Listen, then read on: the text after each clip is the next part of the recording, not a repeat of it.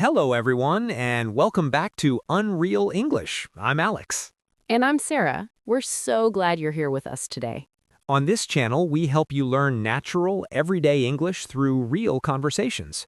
If you're new here, welcome. And if you are a returning viewer, thank you so much for coming back. Before we start, please hit that subscribe button and turn on notifications so you never miss a new video. It really helps us continue making content for you. And if you enjoy today's episode, give us a thumbs up. It takes just 1 second, but it means the world to us. Absolutely. Today, we're talking about something really important. We're going to discuss how to talk about your problems in English. This is such a useful topic because everyone has problems sometimes. Big problems, small problems, work problems, personal problems. And knowing how to express them in English can really help you connect with others. Exactly. Sometimes we need to talk to a friend, a coworker, or even a doctor about what's bothering us. Today, we'll practice having those conversations naturally. So, Sarah, I have to tell you something. I've been feeling really stressed lately. Oh no, I'm sorry to hear that. What's been going on? Well, I've been having trouble sleeping. Every night I lie in bed for hours, just thinking about everything I need to do. My mind won't stop racing. That sounds really difficult. How long has this been happening?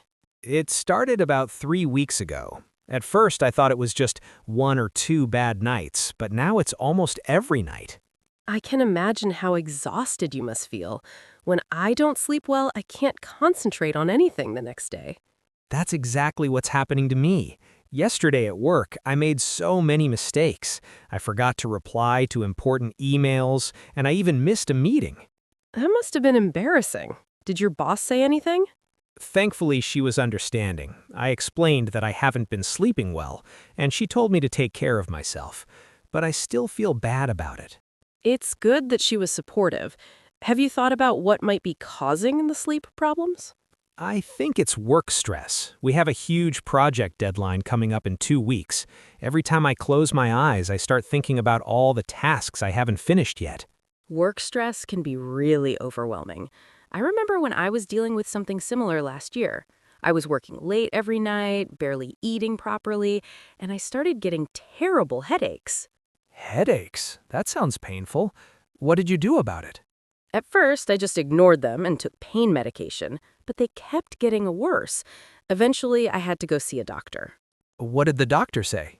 She told me I was experiencing tension headaches from stress. She said I needed to find ways to relax and take better care of myself. She also suggested I reduce my screen time, especially before bed. That's really good advice. I'm definitely guilty of looking at my phone right before trying to sleep.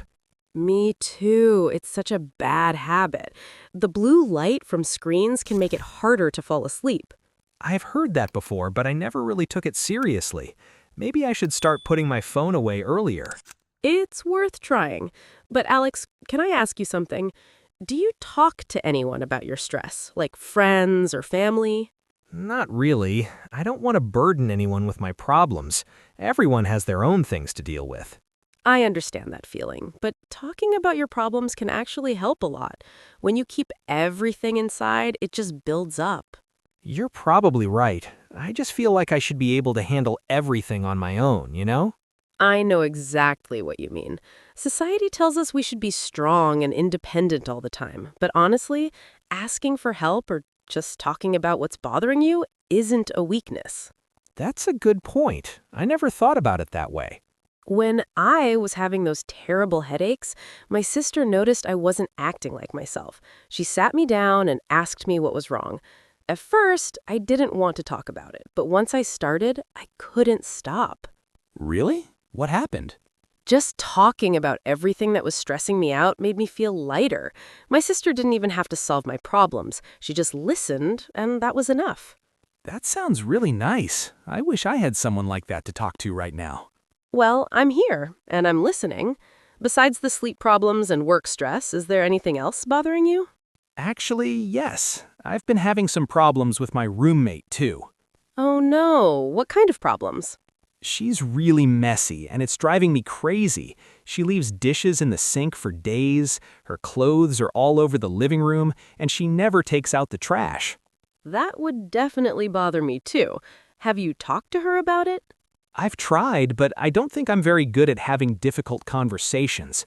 The last time I mentioned it, she got defensive and said I was being too uptight. That must have been frustrating. It's hard when someone doesn't understand your perspective. Exactly. Now I just avoid bringing it up because I don't want to cause more conflict. But living in a messy apartment is making my stress even worse. I can see how that would add to everything else you're dealing with. The thing is, avoiding the conversation probably isn't helping either of you. I know. I just don't know how to bring it up without starting an argument. Maybe you could try approaching it differently. Instead of focusing on what she's doing wrong, you could talk about how the mess makes you feel. What do you mean? For example, instead of saying, "You're so messy," you could say, "I feel stressed when the apartment is cluttered because I need a clean space to relax." Oh, that's interesting. So I'm talking about my feelings instead of blaming her. Exactly. People usually respond better when they don't feel attacked. It's about using I statements instead of you statements. That makes sense. I'll try that approach next time. I really hope it works because the situation is starting to affect my mental health. Mental health is so important. Alex, have you considered talking to a professional, like a therapist or counselor? I've thought about it, but I'm not sure. Isn't therapy really expensive? It can be, but many workplaces offer employee assistance programs with free counseling sessions. You could check if your company has something like that. Really? I didn't know that. I'll look into it. And even if your workplace doesn't offer it, there are other affordable options. Some therapists work on a sliding scale based on your income, and there are also online therapy platforms that are less expensive than traditional therapy. That's good to know. I think talking to someone professional might actually help. I feel like my problems are all connected, and I need help untangling them. That's a really mature way to look at it. Recognizing when you need help is the first step. Thanks, Sarah.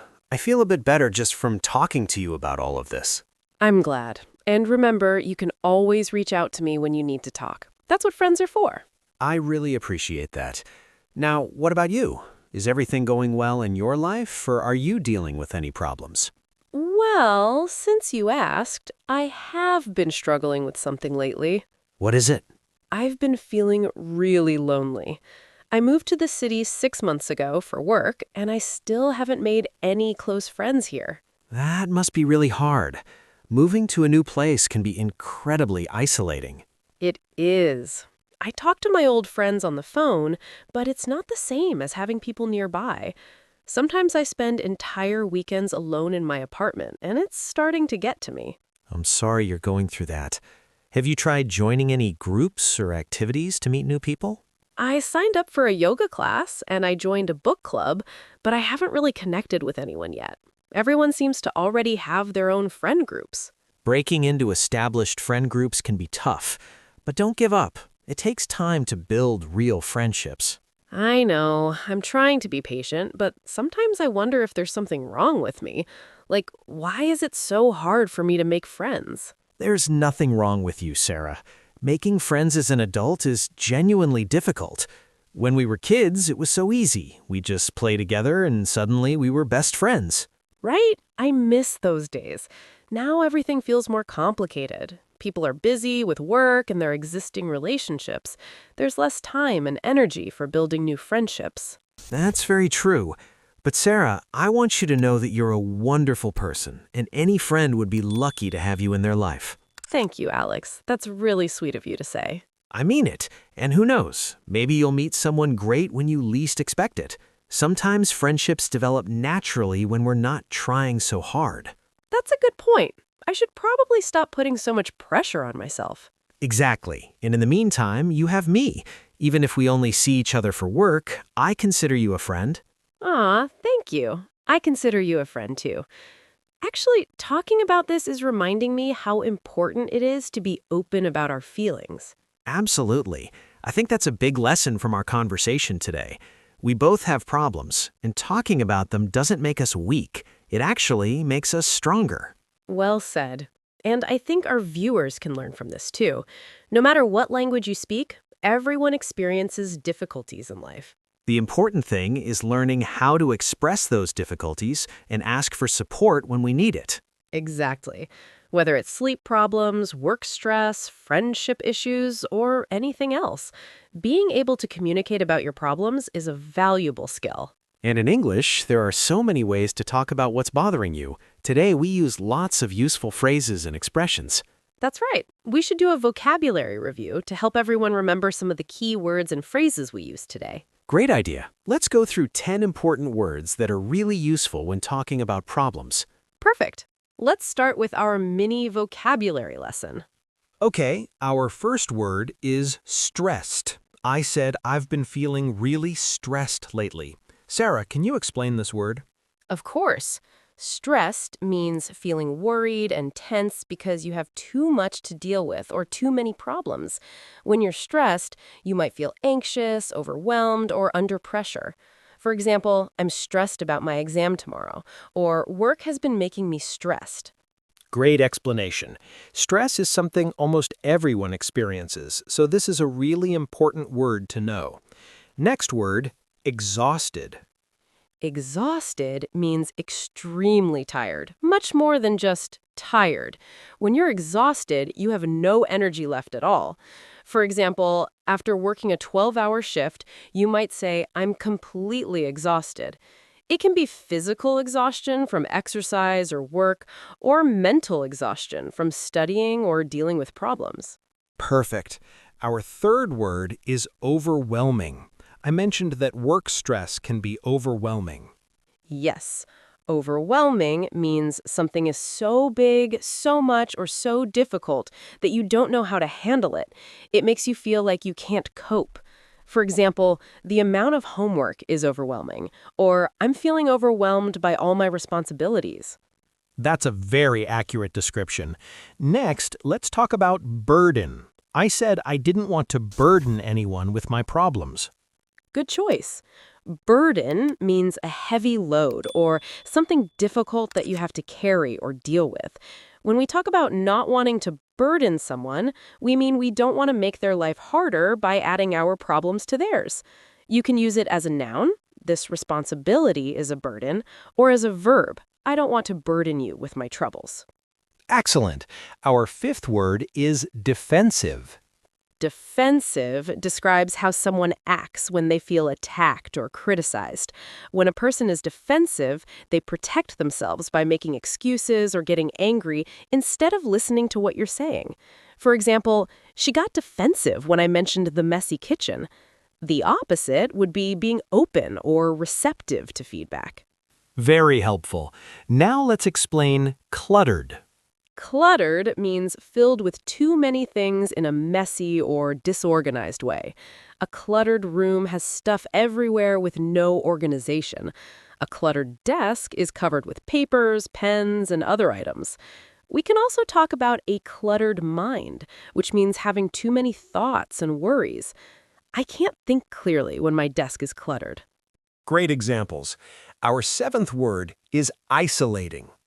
Isolating describes something that makes you feel alone and separated from others. When an experience is isolating, it cuts you off from social connections. For example, working from home can be isolating, or living in a foreign country can feel isolating at first. That's very clear. Let's move to untangling. Untangling is a great word. Literally, it means to separate things that are twisted or knotted together, like untangling headphone wires. But we also use it metaphorically to mean solving complicated problems or making sense of confusing situations. I need help untangling my problems means I need help understanding and solving them. Perfect explanation. Our ninth word is cope.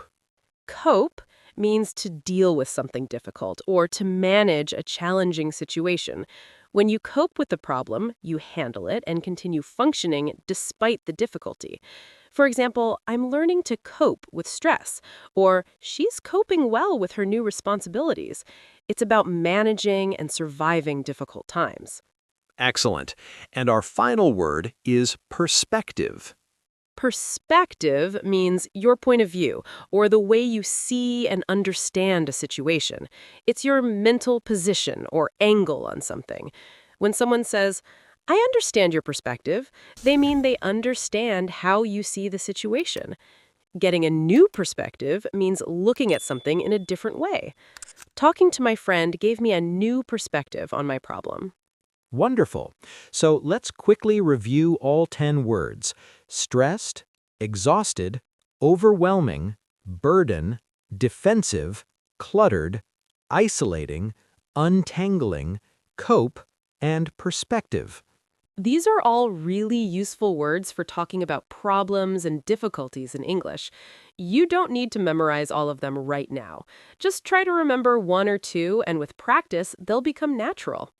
Exactly. Learning vocabulary is a process. The more you hear these words in context, the easier they'll become. So everyone, we've talked about a lot today. We discussed sleep problems, work stress, roommate conflicts, and loneliness. And the most important thing we learned is that it's okay to talk about your problems. In fact, it's healthy and necessary. Whether you're talking to a friend, a family member, or a professional, expressing what's bothering you is the first step to feeling better. Now, we want to hear from you. This is your chance to practice your English writing. Here's our question for today. What's something that's been bothering you lately? It can be a big problem or a small problem. And if you're comfortable, tell us how you're dealing with it. You can write a simple sentence like, I'm stressed about my job interview, or I'm having problems with my neighbor. Don't worry about making mistakes. We're all here to learn together. We read every single comment, and we love learning more about you. Your comments help us understand what topics you want to learn about next. Speaking of which, if you have ideas for future videos, please let us know. What topics would help you improve your English? And don't forget to hit that like button if you found this video helpful. It really does make a difference and helps other English learners find our channel. If you haven't subscribed yet, please subscribe and turn on the notification bell. We post new videos every week and we don't want you to miss them. Share this video with friends or family members who are also learning English. Learning together is more fun and more motivating. Before we go, I want to say something important. To everyone watching, remember that having problems doesn't make you weak or broken. Everyone struggles sometimes. That's so true. Life is challenging and we all need support. Don't be afraid to reach out to people when you're going through a difficult time. And be kind to yourself. Talking about your problems in your native language is already hard. Doing it in English is even harder, so give yourself credit for trying. You're doing an amazing job by being here and practicing. Every video you watch, every word you learn, every comment you write, it all helps you improve. Keep practicing, keep learning, and most importantly, keep taking care of yourself. We'll see you in the next video. Until then, take care, everyone. Goodbye. Bye. And remember, it's okay to not be okay. Talk to someone. You're not alone.